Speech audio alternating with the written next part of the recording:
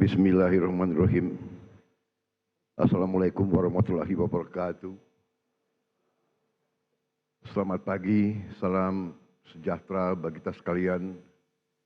Shalom, salve, Om Swastiastu.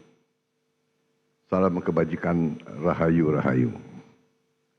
Yang saya hormati, Saudara Wakil Presiden Republik Indonesia, Saudara Gibran Rakabuming Raka,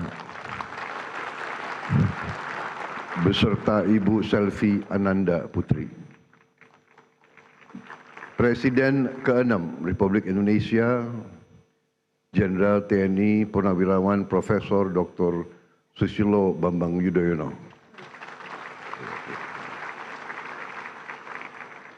Presiden Republik Indonesia ke-7, Bapak Insinyur Joko Widodo. Wakil Presiden Republik Indonesia ke-6, Jenderal TNI Purnawirawan Tri Sutrisno. Wakil Presiden ke-10 dan ke-12 Republik Indonesia, Bapak Muhammad Yusuf Kalla. Bapak Wakil Presiden ke-11 Republik Indonesia, Profesor Budiono.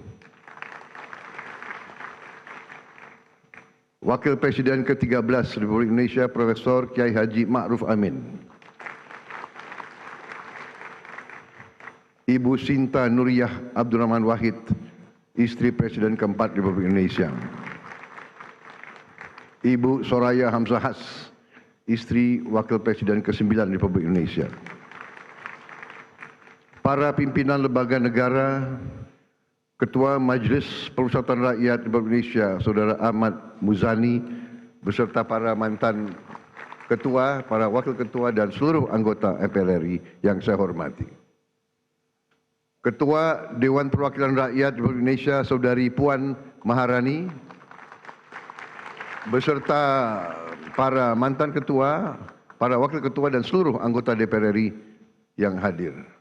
Ketua Dewan Perwakilan Daerah Republik Indonesia, Saudara Sultan Bakhtiar Najmuddin, beserta para mantan ketua, para wakil ketua, dan anggota DPD RI yang saya hormati. Ketua Mahkamah Agung Republik Indonesia, Profesor Sunarto yang saya hormati. Ketua Mahkamah Konstitusi Republik Indonesia, Saudara Suhartoyo yang saya hormati. Ketua Komisi Yudisial Republik Indonesia, Profesor Amzulian Rifai yang saya hormati. Ketua Badan Pemeriksa Keuangan Republik Indonesia, Saudari Isma Yatun. Para Menteri Koordinator, para Menteri, Kepala Badan, Pimpinan Lembaga, Jaksa Agung, Panglima TNI, Kapolri, Kepala BIN, serta seluruh anggota Kabinet Merah Putih yang saya hormati. Yang terhormat para pimpinan partai politik yang hadir. Partai PDI Perjuangan yang mewakili ketua umumnya,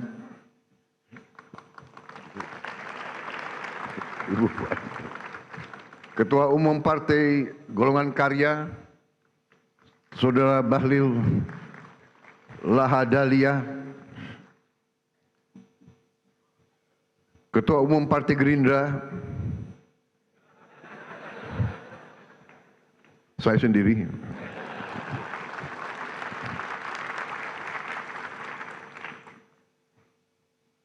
Saudara-saudara sekalian, Ketua Umum Partai Amanat Nasional, Saudara Zulkifli Hasan. Ketua Umum Partai Demokrat, Saudara Agus Harimurti Yudhoyono. Ketua Umum Partai Kebangkitan Bangsa, Saudara Abdul Muhaimin Iskandar. Presiden Partai Keadilan Sejahtera, Saudara Muzamil Yusuf. Ketua Umum Partai Nasional Demokrat, Saudara Surya Paloh. Para Duta Besar Negara Sahabat yang saya hormati.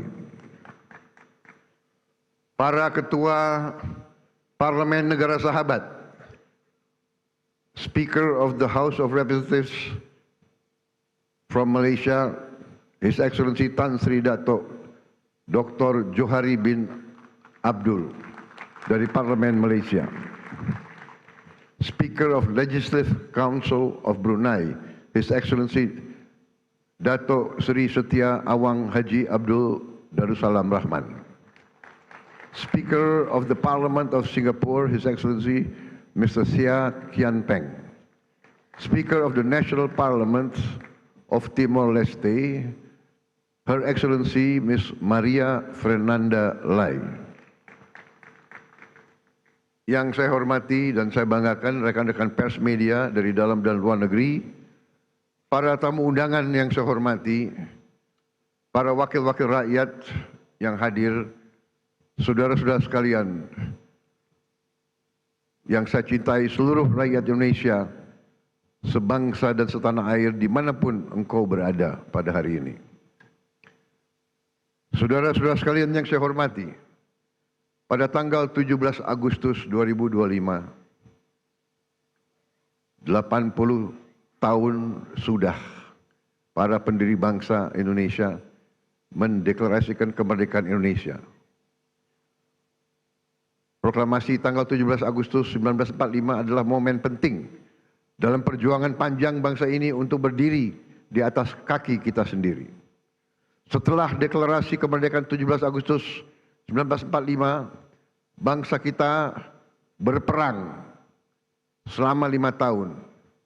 Kita berperang merebut kemerdekaan dengan senjata dan dengan diplomasi, dengan semua kekuatan kita, hingga kedaulatan kita benar-benar dapat kita rebut dan diakui pada tahun 1949. Sejak itu, para pendahulu saya, Presiden Republik Indonesia pertama hingga Presiden Republik Indonesia yang ketujuh, bekerja keras membangun bangsa Indonesia.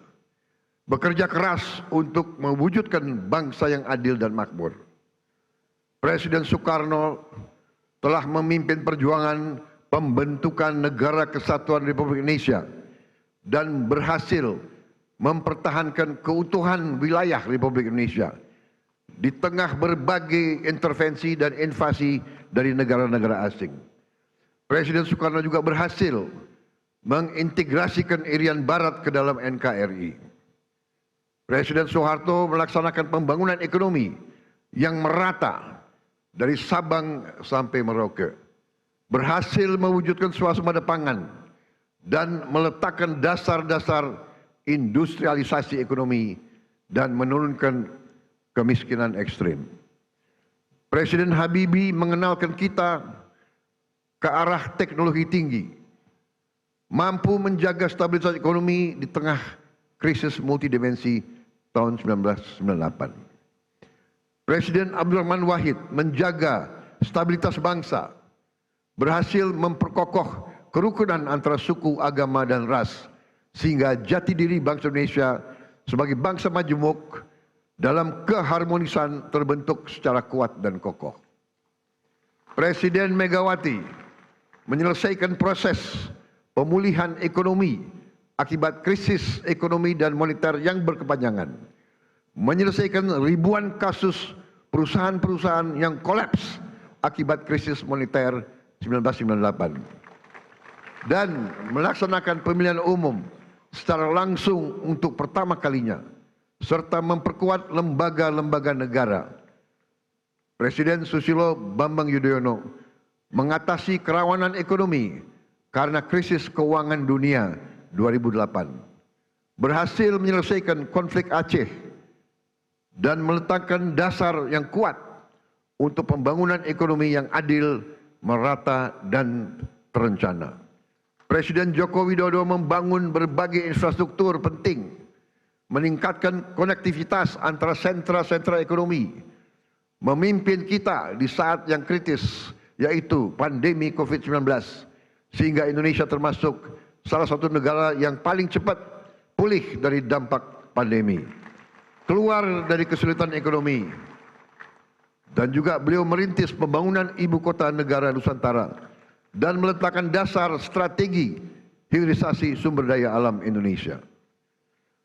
Seluruh presiden pendahulu saya bersama pemerintah yang mereka pimpin berupaya mewujudkan Indonesia yang lebih dekat dengan cita-cita kemerdekaan kita, yaitu negara yang merdeka, berdaulat, adil, dan makmur. Negara yang sesuai dengan cita-cita pembentukan negara kita, yang tercantum dalam pembukaan Undang-Undang Dasar 1945, yaitu negara yang melindungi segenap bangsa Indonesia dan seluruh tumpah darah Indonesia, memajukan kesejahteraan umum, mencerdaskan kehidupan bangsa, dan melaksanakan ketertiban dunia yang berdasarkan kemerdekaan, perdamaian abadi, dan keadilan sosial. Saudara-saudara sekalian yang saya hormati, tujuan kita merdeka adalah untuk merdeka dari kemiskinan, untuk merdeka dari kelaparan, merdeka dari penderitaan. Negara kita harus bisa berdiri di atas kaki kita sendiri. Negara kita harus berdaulat secara ekonomi dan mampu memenuhi kebutuhan pangan kita sendiri. Negara kita diberi karunia oleh Allah SWT sumber daya yang melimpah ruah. Tantangan kita adalah menjaga dan mengelola kekayaan kita agar cita-cita kemerdekaan kita dapat terwujud dalam waktu sesingkat-singkatnya. Hadirin sekalian, hari ini 299 hari yang lalu saya berdiri di sini dan diambil sumpah oleh MPR di hadapan wakil-wakil rakyat Indonesia, di hadapan rakyat Indonesia, dan terutama di hadapan Tuhan Yang Maha Kuasa, bersama wakil presiden saya, Saudara Gibran Rakabuming Raka.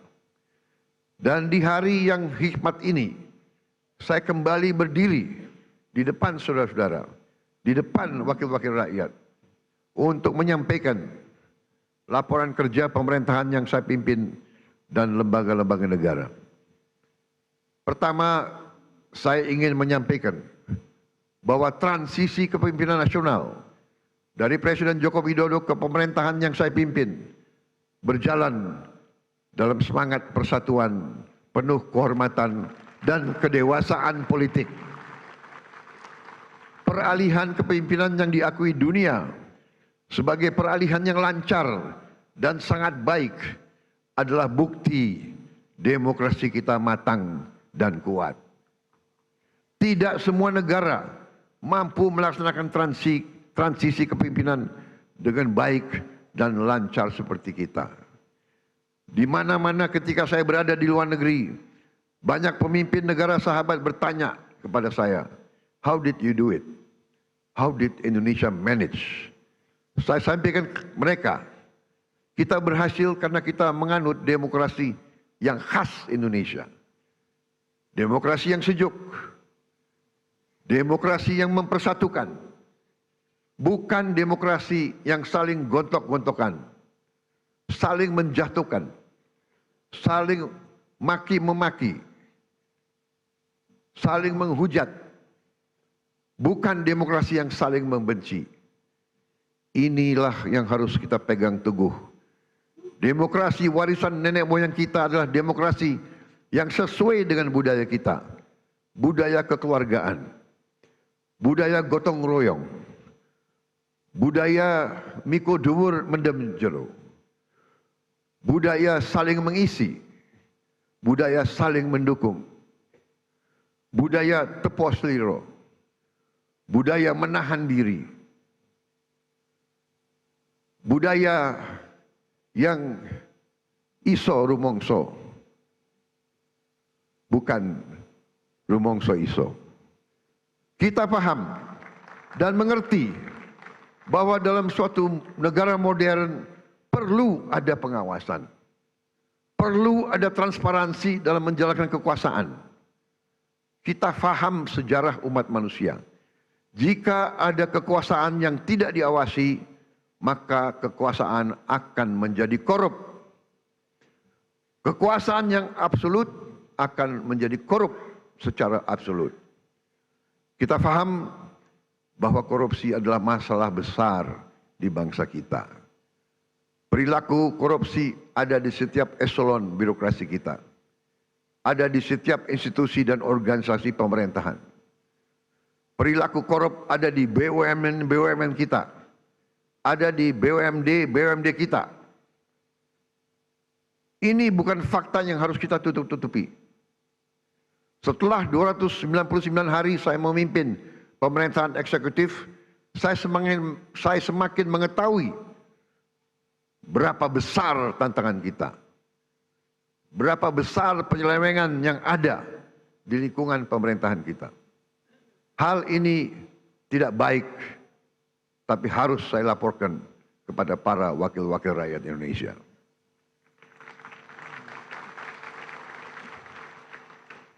Dalam pidato pelantikan saya di sini, saya sampaikan, bangsa Indonesia harus berani melihat kekurangan-kekurangan sendiri. Harus berani melihat kesalahan-kesalahan kita sendiri. Harus berani melihat penyakit-penyakit yang ada di tubuh kita, agar kita bisa perbaiki kekurangan-kekurangan tersebut. Tanpa mau mengakui, tidak mungkin kita mampu memperbaiki. Saya disumpah untuk melaksanakan perintah Undang-Undang Dasar Republik kita. Karena itu, saya tidak ada pilihan lain selain memimpin upaya pemberantasan korupsi dan penyelewengan di semua lembaga eksekutif dan pemerintah.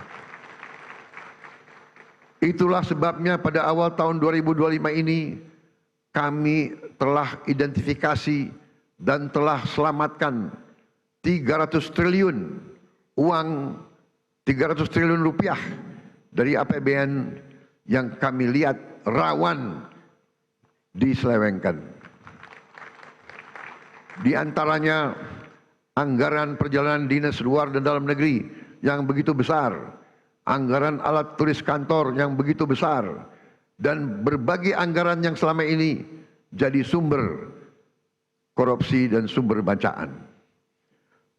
Efisiensi ini diperintah oleh Undang-Undang Dasar kita, yaitu ayat 4 pasal 33 Undang-Undang Dasar Negara Republik Indonesia.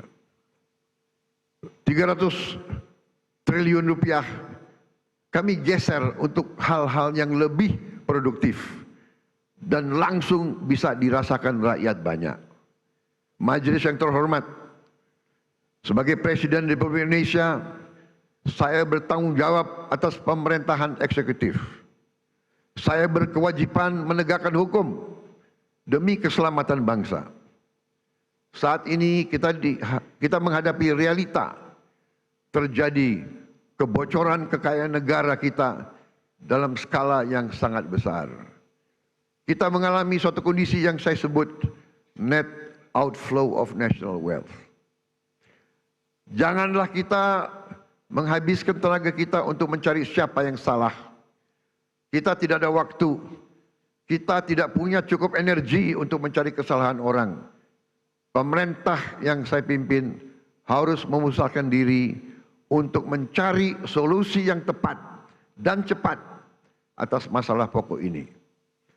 Ibarat sebuah badan, kalau darahnya terus mengalir keluar, maka pada suatu titik badan itu akan mati.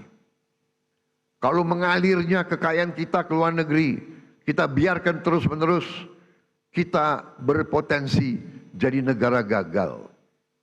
Karena itu saya berkewajiban untuk mengambil langkah-langkah yang perlu, walaupun itu sulit dan juga tidak populer bagi pihak-pihak tertentu. Saya harus mengambil langkah-langkah untuk menyelamatkan kekayaan negara agar bisa digunakan untuk kepentingan bangsa kita di hari ini dan di hari esok. Untuk kepentingan generasi sekarang dan generasi mendatang. Terus terang saya katakan di sini di hadapan saudara-saudara sekalian, kalau kita konsekuen menjalankan apa yang telah dibuat oleh para pendiri bangsa kita, oleh Bung Karno, Bung Hatta, Bung Syahrir, Haji Agus Salim, tokoh-tokoh generasi 45, yaitu rancang bangun, blueprint negara, bagaimana negara harus dijalankan, yang semua sudah tertuang dalam Undang-Undang Dasar 1945. Saya yakin bangsa kita akan selamat.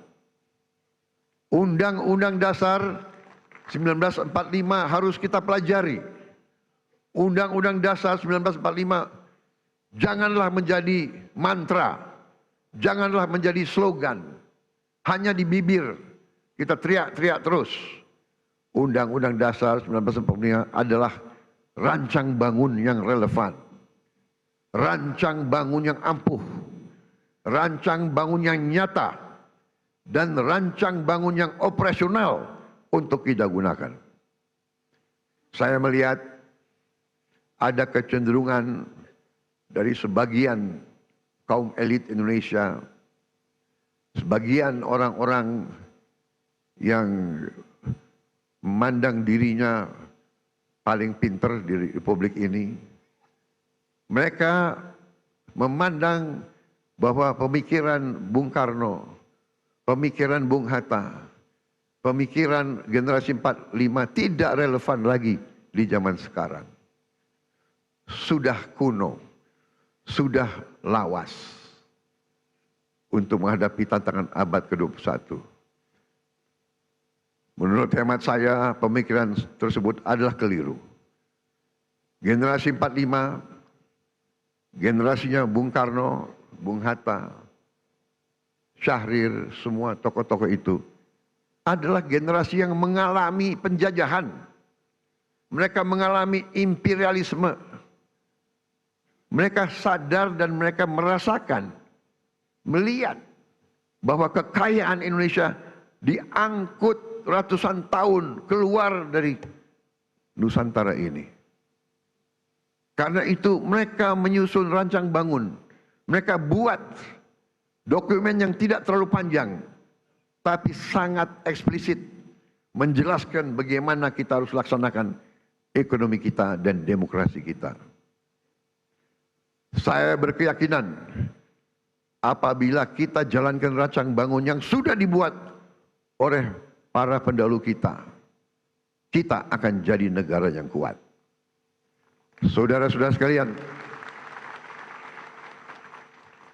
kekuatan suatu negara terletak bagaimana negara itu bisa menguasai dan mengelola kekayaan. Karena itu kita harus berani koreksi apabila kita telah mengambil langkah yang keliru.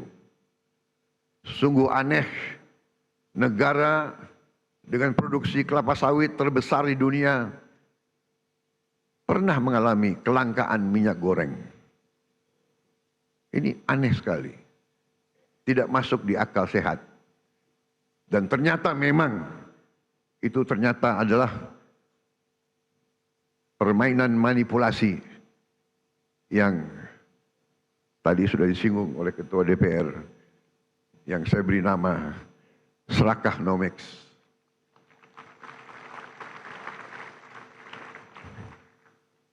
Negara produsen kelapa sawit terbesar di dunia berminggu-minggu, hampir berapa bulan kelapa sawit langka. Saudara, juga sungguh aneh. Kita subsidi pupuk, subsidi alat pertanian, subsidi pestisida, subsidi irigasi, waduk. Kita subsidi beras, tapi harga pangan kadang-kadang tidak terjangkau oleh sebagian rakyat kita. Keanehan-keanehan ini bisa terjadi karena ada distorsi dalam sistem ekonomi kita. Adalah penyimpangan bahwa sistem ekonomi yang diamanatkan oleh Undang-Undang Dasar 1945, terutama di pasal 33 ayat 1, 2, dan 3, telah kita abaikan. Seolah-olah ayat-ayat dalam pasal itu tidak relevan dalam kehidupan kita yang modern di abad ke-21 ini. Saudara-saudara sekalian, setelah saya pelajari secara mendalam, saya berkeyakinan Undang-Undang Dasar kita, terutama pasal-pasal yang saya sebut pasal-pasal pengaman, seperti pasal 33 ayat 1, 2, 3, dan 4, adalah benteng pertahanan ekonomi kita. Ayat 1, perekonomian disusun sebagai usaha bersama berdasar atas azas kekeluargaan. Azas kekeluargaan, bukan azas konglomerasi.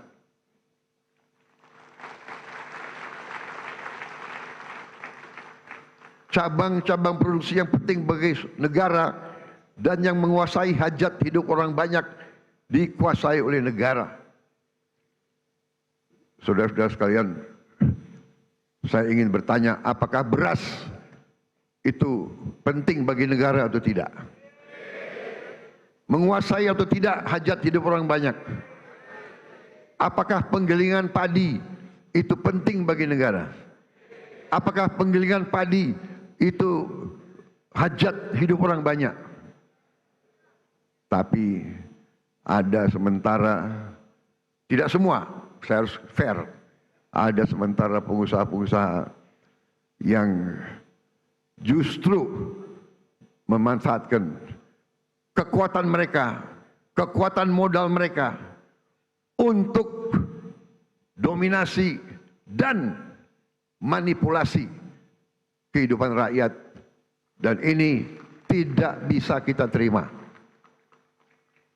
Ayat 3, bumi dan air dan kekayaan alam yang terkandung di dalamnya dikuasai oleh negara dan dipergunakan untuk sebesar-besar kemakmuran rakyat.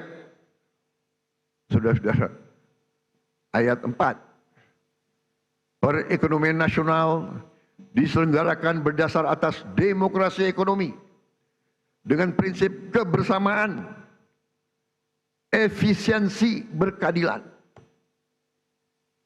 Jadi efisiensi ini perintah Undang-Undang Dasar. Tapi ada yang demo lawan efisiensi.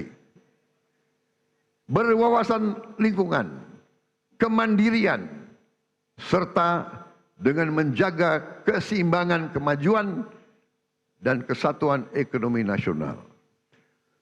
Saudara-saudara, ketika kita tidak konsekuen menjalankan undang-undang dasar kita, terjadilah distorsi ekonomi. Terjadilah pemerataan ekonomi yang tidak cepat, di mana yang menikmati pertumbuhan ekonomi kita hanya segelintir orang saja. Terjadilah kondisi di mana pertumbuhan ekonomi rata-rata 5% selama 7 tahun terakhir tidak tercermin dalam kondisi nyata rakyat Indonesia. Masih terlalu banyak anak-anak yang kelaparan, petani dan nelayan yang kesulitan menjual hasil panennya, rakyat yang belum memiliki rumah layak huni, guru yang belum dihargai, serta keluarga yang tak sanggup berobat karena biaya atau karena tidak ada fasilitas kesehatan di daerahnya. Namun, ketika kita konsekuen menjalankan undang-undang dasar kita dalam 299 hari ini, alhamdulillah saya dapat melaporkan bahwa kita telah mencapai berbagai kemajuan yang cukup berarti. Di tengah konflik politik, konflik ekonomi secara global, perang dagang, perang tarif, ekonomi Indonesia masih berhasil tumbuh di atas 5%. Tumbuh dalam 5,12%. Dan para pakar yakin bahwa ini akan semakin meningkat di saat-saatnya akan mendatang. Di tengah dunia yang penuh gonjang-ganjing, realisasi investasi kita semester pertama 2025 telah mencapai 942 triliun, naik 13,6% dari tahun lalu. Telah mencapai target APBN 2025 sebelum tahun 2025 berhasil. Dan berhasil menyerap tenaga kerja Indonesia 1.200.000 orang. Saudara-saudara sekalian, kita telah melaksanakan intervensi strategis untuk memperbaiki gizi 82 juta anak-anak Indonesia dan ibu-ibu hamil. Saudara-saudara sekalian, sekarang kita telah mencapai kemajuan yang membanggakan. Pagi ini saya mendapat laporan dari Badan Gizi Nasional sudah 20 juta anak sekolah. Anak belum sekolah, ibu hamil dan ibu menyusui sudah menerima makan bergizi gratis setiap hari. Terima kasih Badan Gizi Nasional. Di hadapan majelis terhormat ini, saya menyampaikan penghargaan saya kepada Kepala Badan dan seluruh anggota Badan Gizi Nasional yang telah bekerja keras mencapai hal ini. Saudara-saudara sekalian, dalam 7 bulan kita berhasil mencapai apa yang negara-negara lain butuh belasan tahun. Saya telah jumpa dengan Presiden Brazil dan mantan Presiden Brazil. Brazil butuh 11 tahun untuk mencapai 40 juta makan bergizi gratis setiap hari. Saudara-saudara, kita kadang-kadang harus mengakui bahwa bangsa kita punya kemampuan. Bangsa kita bila ada kehendak, banyak yang bisa kita kerjakan bersama. Begitu banyak masalah manajemen yang harus kita hadapi agar program ini berjalan baik. Pembangunan fisik dapur, pengelolaan rantai pasok, pelatihan manajer-manajer dan pelaksana-pelaksana. Sekali lagi, saya tadi ucapkan terima kasih kepada Kepala Badan Gizi Nasional. Saudara dan anggotamu telah bekerja dengan baik. Kita kadang-kadang kalau yang berbuat baik, kita lupa ucapan terima kasih. Kalau yang berbuat salah, kita tidak akan lupa-lupa. Terus diingat. Saya juga ucapkan terima kasih kepada semua pihak yang telah mendukung terlaksananya makan bergizi gratis. TNI, Polri, Nahdlatul Ulama, Muhammadiyah, ormas-ormas, koperasi-koperasi, yayasan-yayasan yang telah rame-rame terlibat dan bergotong royong membentuk Satuan Pelayanan Pemenuhan Gizi di seluruh provinsi Indonesia. Makan bergizi gratis bukan semata program sosial, melainkan fondasi untuk menciptakan generasi yang sehat, cerdas, dan produktif. PBB mengatakan bahwa MBG adalah investasi terbaik yang bisa dilakukan oleh sebuah bangsa. Walau baru berjalan 8 bulan, hasil dari makan bergizi gratis mulai terasa. Angka kehadiran anak di sekolah meningkat. Prestasi anak-anak di sekolah meningkat. Per hari ini sudah ada 5.800 satuan pemenuhan pelayanan gizi di 38 provinsi.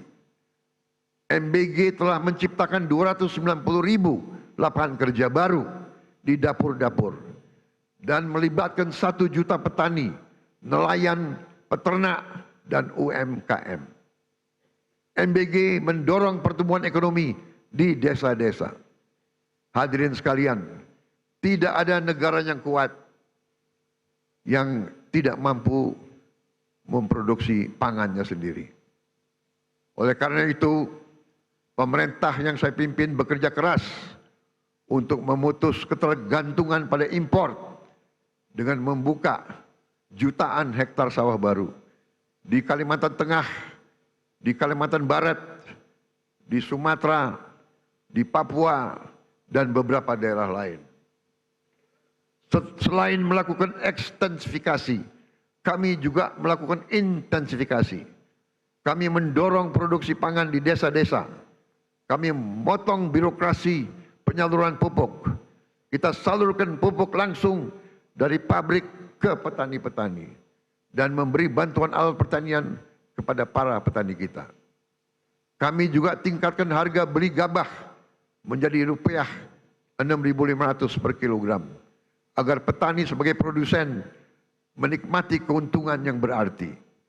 Hari ini kita surplus produksi beras. Stok cadangan beras nasional kita hari ini lebih dari 4 juta ton. Ini adalah tertinggi selama sejarah NKRI. Untuk pertama kali dalam puluhan tahun Indonesia bisa kembali mengekspor beras dan jagung. Saya perhatikan di mana-mana para petani tersenyum karena harga gabah stabil dan penghasilan mereka meningkat. Untuk melindungi konsumen Indonesia, pemerintah yang saya pimpin akan selalu mewaspadai kecurangan-kecurangan, manipulasi, penipuan, upaya penimbunan, dan menahan distribusi bahan pangan. Pemerintah yang saya pimpin tidak akan ragu-ragu. Kami akan selalu tegas pada mereka yang melanggar aturan. Mereka yang mempersulit kehidupan rakyat, mereka yang cari keuntungan gila-gilaan di atas penderitaan orang kecil. Pemerintah yang saya pimpin akan konsekuen menggunakan segala kewenangan yang diberikan kepada kami dari Undang-Undang Dasar 1945 dan juga Undang-Undang Nomor 7 tahun 2014 tentang perdagangan, terutama pasal 107, Jungto pasal 29 ayat 1 yang berbunyi pelaku usaha yang menyimpan barang kebutuhan pokok dan atau barang penting dalam jumlah dan waktu tertentu pada saat terjadi kelangkaan barang, gejolak harga dan atau hambatan lalu lintas bisa mendapat pidana penjara paling lama 5 tahun dan atau denda paling banyak 50 miliar rupiah. Hadirin sekalian, saya pastikan perusahaan-perusahaan siapapun yang berani manipulasi dan melanggar, kami akan proses hukum. Dan berdasarkan wewenang konstitusional yang ada pada Presiden Republik Indonesia, kami akan sita yang bisa kami sita. Kami akan selamatkan rakyat. Kami akan membela kepentingan rakyat. Kami pastikan rakyat Indonesia tidak akan menjadi korban serakanomics. Korban mereka-mereka yang mengejar keuntungan sebesar-besarnya, menipu dan mengorbankan rakyat Indonesia, dan membawa keuntungan itu, kekayaan itu keluar dari Republik Indonesia. Ini harus kita hentikan.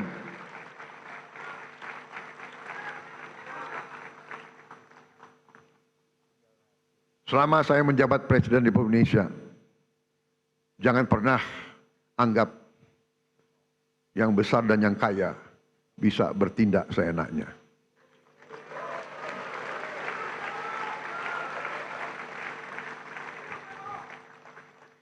Kami tidak gentar dengan kebesaranmu.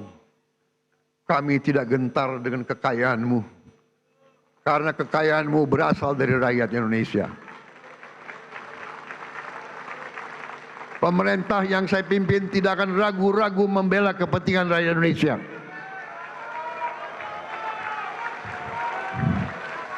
Kita akan gunakan Undang-Undang Dasar 1945 pasal 33 yang sudah sangat jelas cabang-cabang produksi yang penting bagi negara dan yang menguasai hajat hidup orang banyak dikuasai oleh negara. Ini warisan Bung Karno, ini warisan Bung Hatta, ini warisan Bung Syahrir. Saya yakin mereka berada di atas kebenaran. Atas dasar inilah hari ini saya umumkan, setelah pertimbangan cermat oleh pemerintah untuk melindungi hak rakyat mendapatkan beras yang tepat. Tepat takaran, tepat kualitas, harga terjangkau, dan usaha penggilingan beras skala besar harus mendapat izin khusus dari pemerintah. Kalau mereka masih mau bergerak di bidang ini. Kalau tidak, yang besar silahkanlah pindah ke bidang lain. Jangan main di atas kebutuhan dasar rakyat Indonesia.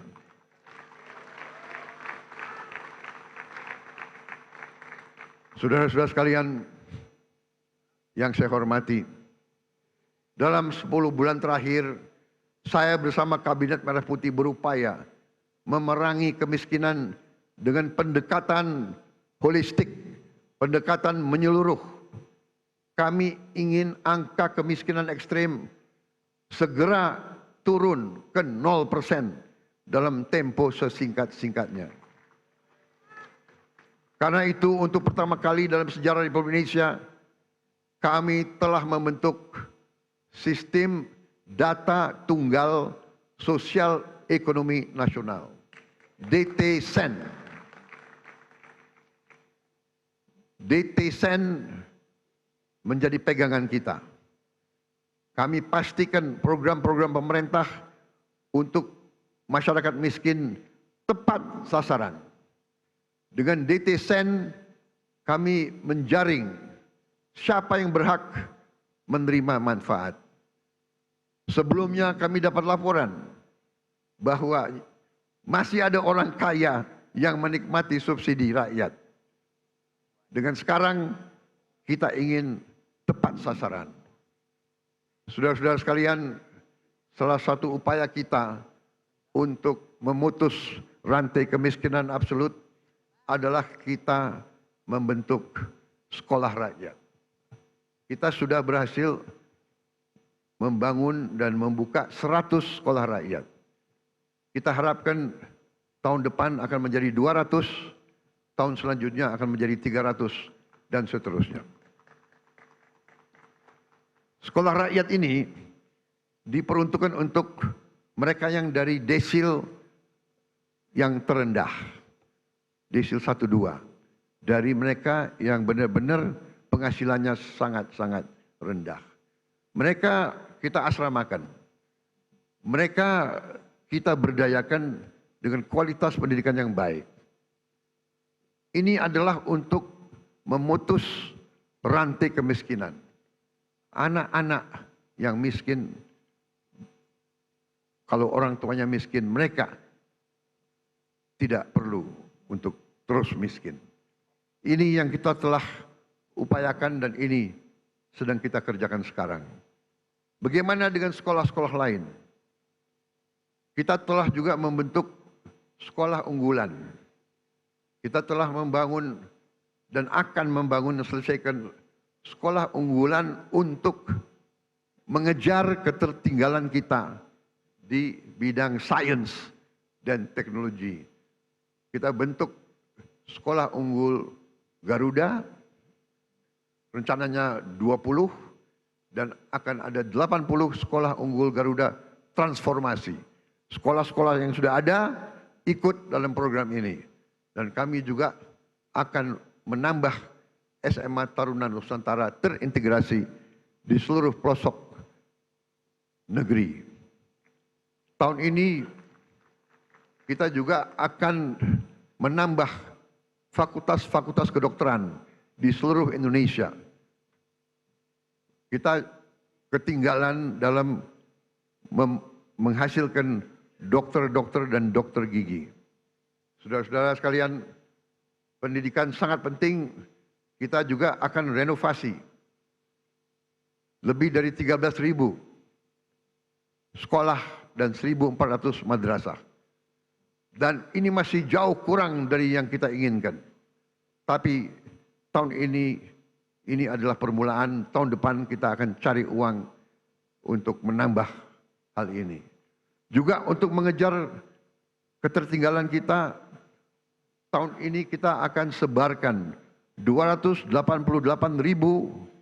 layar pinter, smart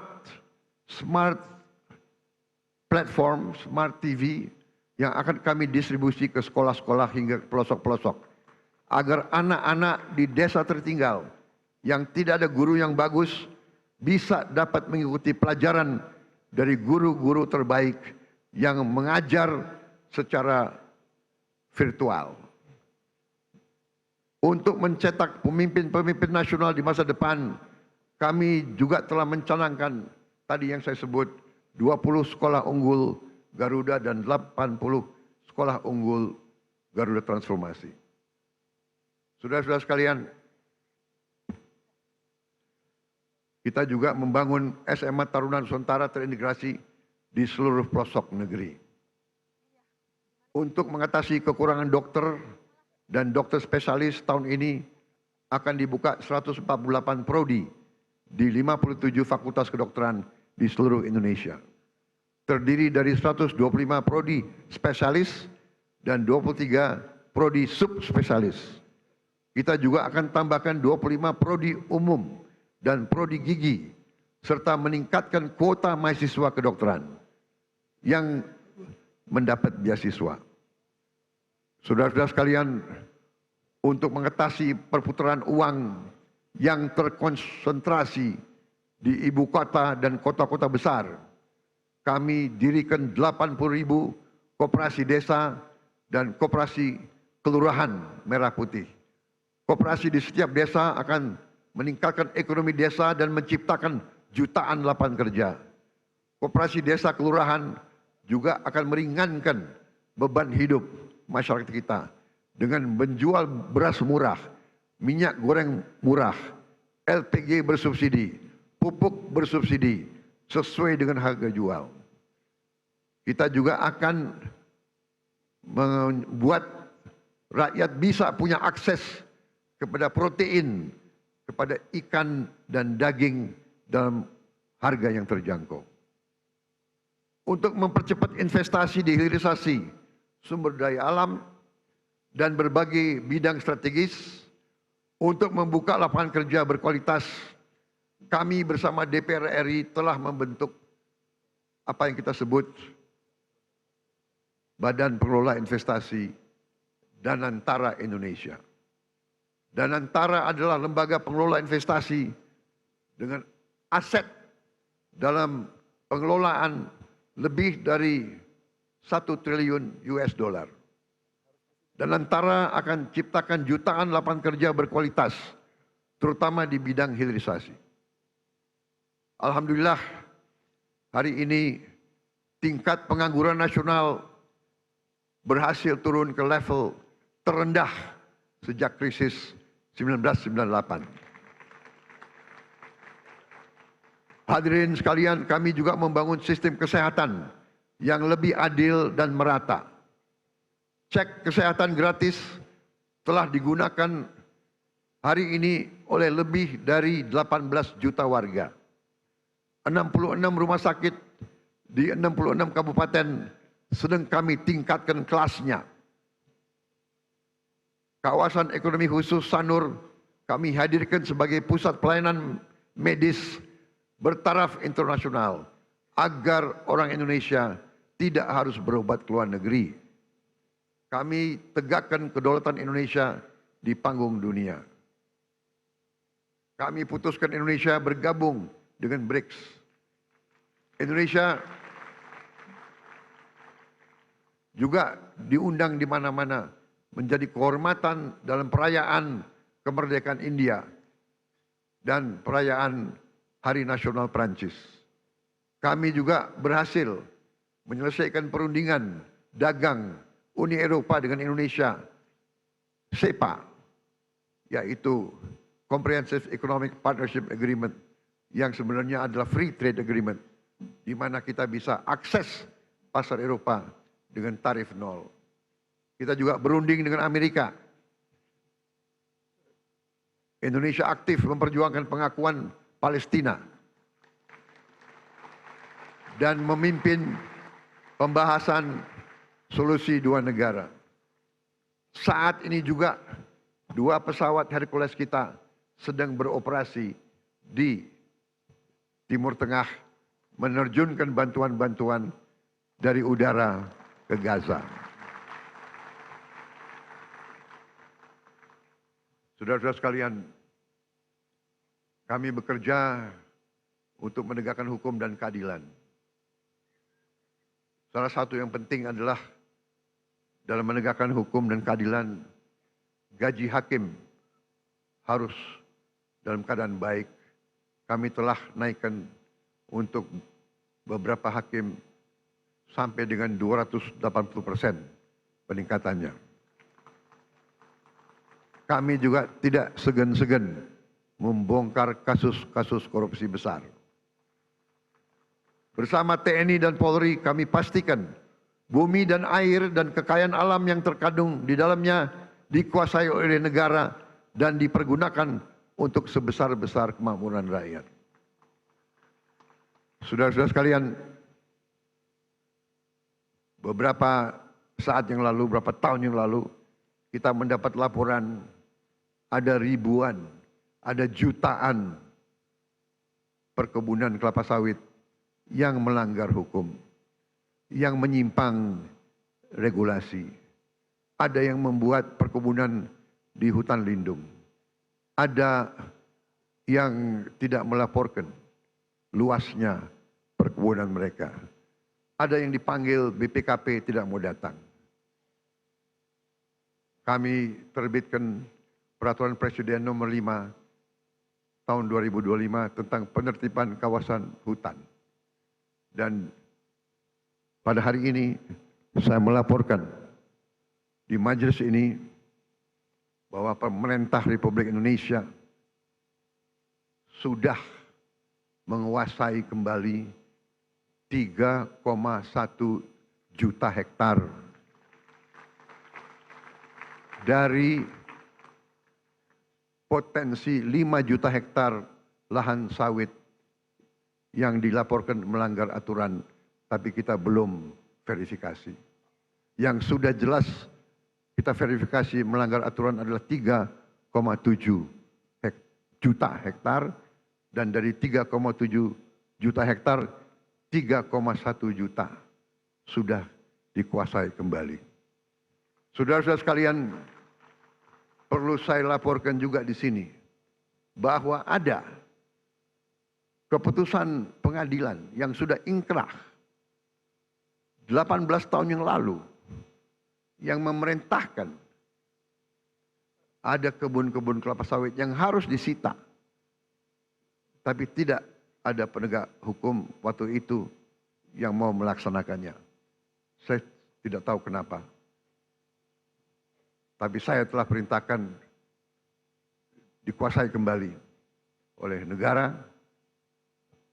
dan untuk itu kita telah menggunakan pasukan-pasukan TNI untuk mengawal tim-tim yang menguasai kebun-kebun tersebut.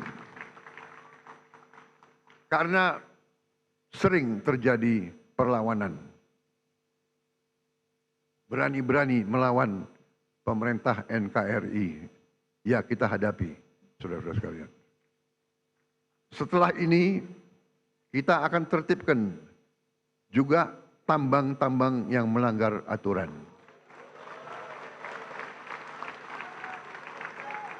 Saya telah diberi laporan oleh aparat-aparat bahwa terdapat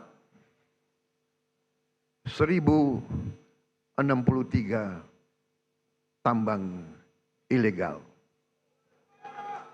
Dan potensi kekayaan yang dihasilkan oleh 1063 tambang ilegal ini dilaporkan potensi kerugian negara adalah minimal 300 triliun. Saudara-saudara sekalian,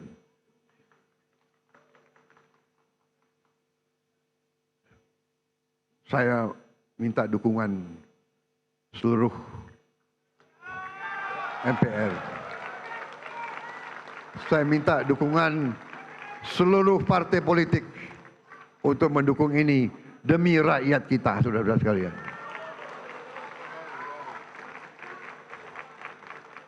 Dan saya beri peringatan, apakah ada orang-orang besar, orang-orang kuat, jenderal-jenderal dari manapun, apakah jenderal dari TNI atau jenderal dari polisi atau mantan jenderal, tidak ada alasan kami akan bertindak atas nama rakyat.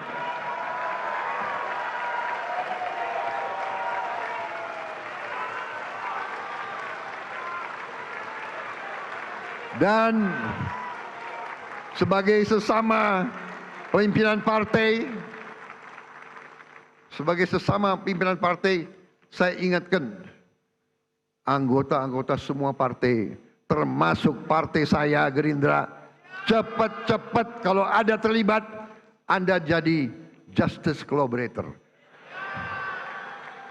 Anda laporan aja, karena walaupun kau Gerindra, tidak akan saya lindungi, saudara-saudara sekalian. Kalau ada yang berani, ya, saya telah perintahkan Panglima TNI dan Kapolri, kalau Anda mau ke provinsi ini, pakai pasukan dari provinsi lain. Jangan-jangan ada anak buahmu di kebun-kebun itu. Saudara-saudara wakil rakyat, saudara tahu keadaan yang sebenarnya. Benar?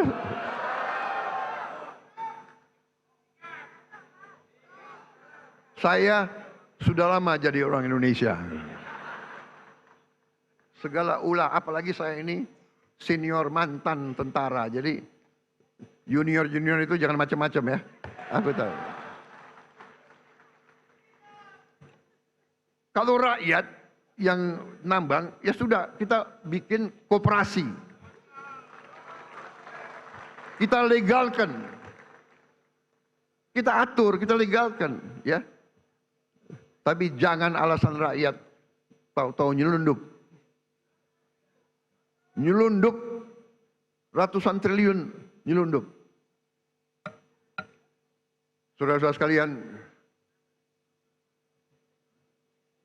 harus hitung waktu ini.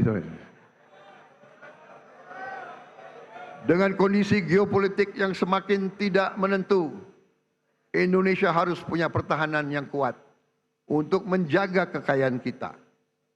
Untuk itu tahun ini kita bentuk 6 komando daerah militer baru, 14 komando daerah angkatan laut, 3 komando daerah angkatan udara, 1 komando operasi udara, 6 grup komando pasukan khusus, 20 brigade teritorial pembangunan, 1 brigade infanteri marinir, 1 resimen korps pasukan gerak cepat, 100 batalion teritorial pembangunan, 5 batalion infanteri marinir dan 5 batalion komando korps pasukan gerak cepat.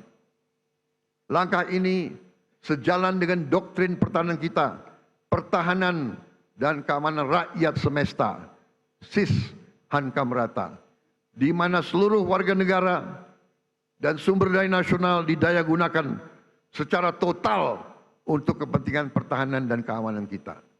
Saudara-saudara sekalian, kita faham bahwa perang itu destruktif. Kita tidak mau perang, kita harus hindari perang. Karena itu, politik luar negeri yang saya jalankan dan saya umumkan adalah politik 1000 kawan terlalu sedikit, 1 lawan terlalu banyak. Kami tetap pada garis non-blok, garis non-aligned. Kami tidak akan berpihak kepada blok manapun. Ini yang kami sampaikan di mana-mana. Bebas aktif. Kita ingin damai dengan semua orang. Kami terutama dengan tetangga-tetangga kita. Kita ingin selesaikan semua masalah. Ada masalah, kadang-kadang masalah garis perbatasan. Masalah ini adalah warisan dari kolonialis, warisan dari penjajah. Belanda datang dengan Inggris, Dia bikin garis seenak jidatnya, dia bikin garis itu. Yang repot kita sekarang, ya kan? Kita mau ditabrakan sama Malaysia. Kita sahabat sama Malaysia. Kita satu rumpun. Tapi selalu politik divida et impera itu selalu ada. Janganlah kita naif. Jangan terus-menerus mau diadu domba. Saudara sekalian, setiap elemen negara Indonesia, marilah kita bekerja keras agar setiap anak Indonesia berangkat ke sekolah dan mendapat makan yang baik. Kita ingin petani, nelayan kita kembali bangga menjadi tulang punggung bangsa, menjadi produsen makanan. Hidup petani dan nelayan kita harus baik, harus bagus. Untuk itu kita akan bangun dalam waktu yang secepat ini. Tahun ini juga kita harus mulai 1.100 desa nelayan. Tiap desa nelayan terdiri dari 2.000, kurang lebih 2.000 kepala keluarga. Berarti di situ akan hidup 2 juta kepala keluarga. Kalau satu kepala keluarga terdiri dari bapak, ibu, dan 3 anak, berarti 10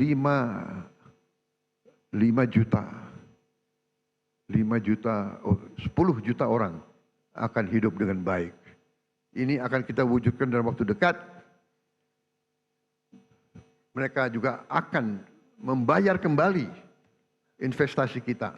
Jadi ini bukan BLT, ini bukan bagi-bagi uang. Kita pinjemin uang, mereka akan bayar cicil kembali kepada pemerintah. Jadi karena mereka akan menghasilkan nilai. Kita ingin guru-guru kita semangat mengajar karena dihargai.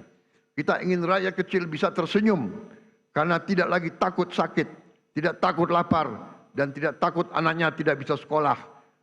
Dan kita harus cari lapangan kerja yang sebesar-besarnya dan sebanyak-banyaknya. Tujuan kita, tujuan kemerdekaan adalah yen wong cilik iso gemuyu. Saudara-saudara sekalian, untuk itu saya memberi apresiasi kepada lembaga-lembaga negara atas kinerja mereka dalam menjalankan roda negara. MPR RI melalui visi besar Rumah Kebangsaan, pengawal ideologi Pancasila dan kedaulatan rakyat, secara konsisten terus-menerus sosialisasikan Pancasila, Undang-Undang Dasar 1945, NKRI, dan Bhinneka Tunggal Ika. MPR konsisten turun ke rakyat, jelaskan 4 pilar kehidupan berbangsa dan bernegara. Ini sangat penting karena pemahaman Undang-Undang Dasar 1945 bisa menyelamatkan ekonomi kita, bisa menyelamatkan demokrasi kita. DPR RI pada periode awal 2024-2009 telah membahas dan mengesahkan 14 rancangan undang-undang dan telah menetapkan program legislasi nasional tahun 2025 dan jangka menengah 2025-2029.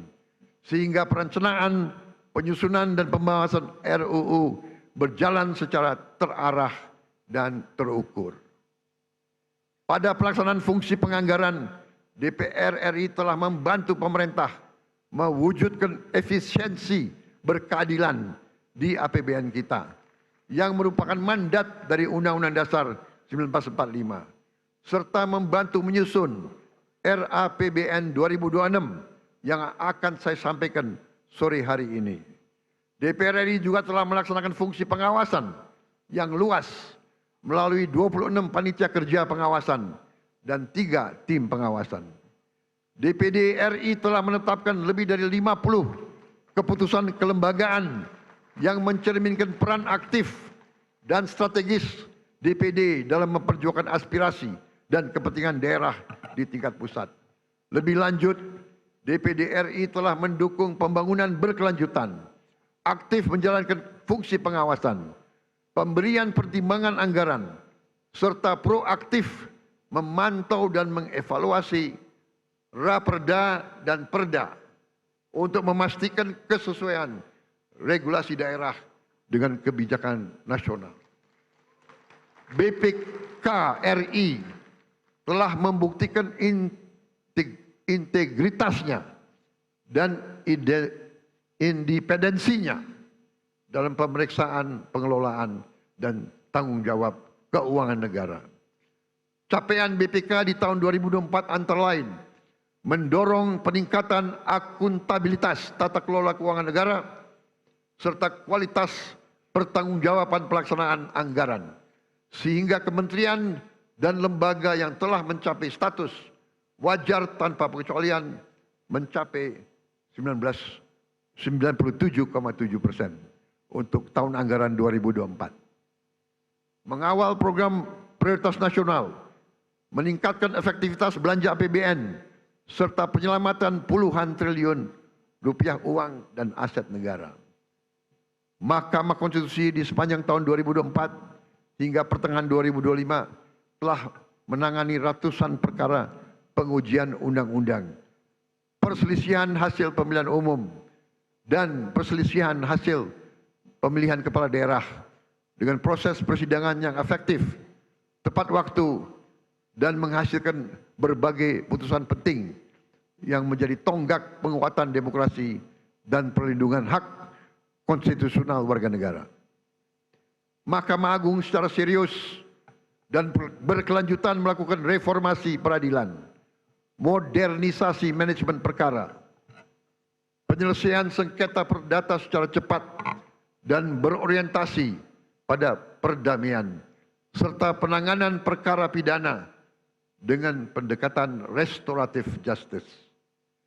Dengan sistem peradilan elektronik atau e-court di Mahkamah Agung, jumlah perkara yang didaftarkan di pengadilan tingkat pertama meningkat 30,84% dari tahun sebelumnya. Penyelesaian sengketa perdata dengan nilai gugatan di bawah 500 juta rupiah meningkat 68%. Dan tingkat keberhasilan penyelesaian sengketa melalui mediasi meningkat 28%. Capaian ini adalah bukti nyata kerja keras Mahkamah Agung untuk mewujudkan peradilan yang modern, cepat, berbiaya ringan, dan berkeadilan bagi seluruh rakyat Indonesia. Komisi Yudisial memainkan peran strategis dalam kesejahteraan rakyat dan kemajuan Indonesia, yaitu dengan menjaga integritas hakim dan meningkatkan kepercayaan publik terhadap integritas hakim. Sepanjang tahun 2024 sampai dengan periode Juli 2025, Komisi Yudisial telah melaksanakan seleksi calon hakim agung dan hakim ad hoc yang menghasilkan sebanyak 9 orang calon hakim agung, 3 orang calon hakim ad hoc di Mahkamah Agung.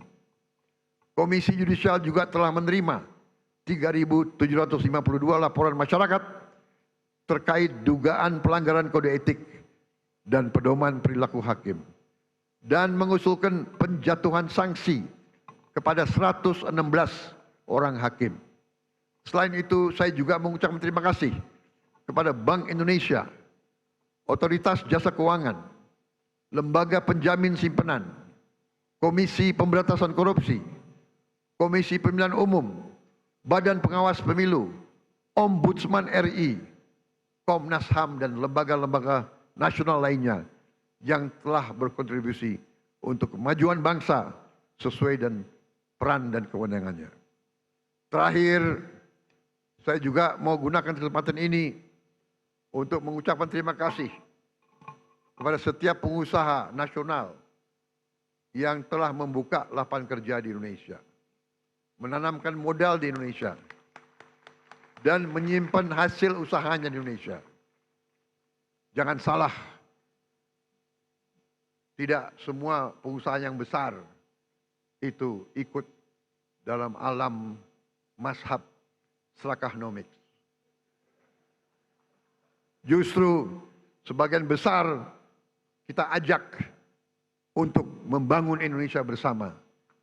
Saya sampaikan ke mereka, mereka harus menjadi bagian dari Indonesia Incorporated. Indonesia Incorporated adalah konsep pembangunan ekonomi di mana semua stakeholder, semua pemain bergerak dalam satu kesatuan tim nasional. Yang kuat, yang besar punya peranan. Yang menengah punya peranan. Yang kecil punya peranan, kita bantu. Yang miskin kita berdayakan. Itu namanya Indonesia Incorporated. Saya sampaikan, kalau kita hilangkan kemiskinan, kalau orang yang berada di bawah garis kemiskinan punya uang, punya penghasilan, mereka punya daya beli, mereka akan beli barang-barang dari pabrik-pabrik yang dimiliki oleh perusahaan-perusahaan besar. Itu yang kita namakan suatu ekonomi mata rantai yang saling memperkuat, bukan saling menghancurkan. Saudara-saudara sekalian, saya percaya dan saya yakin bahwa dengan kita bersatu, dengan kita bergotong royong, dengan kita mencapai demokrasi sesuai dengan budaya kita, ekonomi sesuai dengan rancang bangun pendiri-pendiri bangsa kita, insya Allah Indonesia akan semakin kuat, semakin sejahtera. Kita memilih beberapa tonggak sebagai tema kita. Bersatu, berdaulat, rakyat sejahtera. Rakyat harus sejahtera. Kalau rakyat tidak sejahtera, saya katakan kita gagal sebagai negara merdeka. Kita akan berhasil sebagai negara merdeka kalau rakyat kita sejahtera. Karena itu, marilah kita bekerja sama. Kita berbeda-beda boleh, tapi satu tujuan kita. Silakan yang berada di luar pemerintah tidak ada masalah. Terima kasih. Kita butuh koreksi. Kita butuh pengawasan. Kita butuh kritik. Walaupun kadang-kadang kritik itu menyesakkan juga itu. Tapi nggak ada masalah. Jangan berhenti kritik. Saya juga minta dari koalisi kita tetap di dalam koalisi harus berani mengawasi, harus berani koreksi. Ya. Tidak boleh ada yang merasa lebih kuat dari hukum. Tidak boleh ada yang merasa tidak dapat diatur, tidak dapat diperiksa. Saya kira itu yang ingin saya sampaikan. Terima kasih. Sidang majelis yang terhormat, Dirgahayu Republik Indonesia ke-80.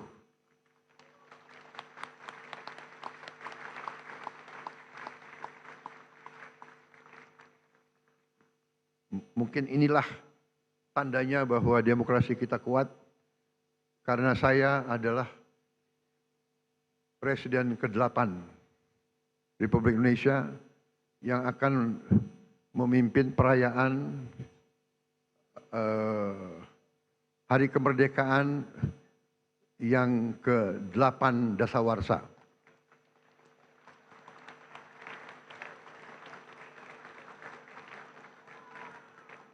Memang ditakdirkan untuk jadi presiden ke-8 itu. Dan saya adalah bukti bahwa demokrasi kita berjalan. Karena saya ikut pemilu 5 kali.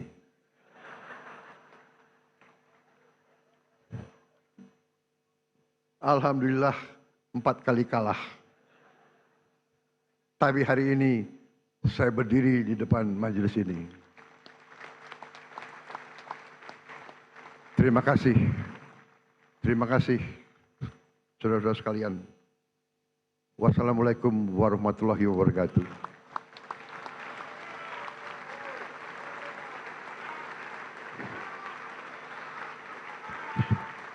Om Salve, Om Santi, Santi, Santi, Om. Merdeka! Merdeka! Merdeka! Terima kasih, selesai.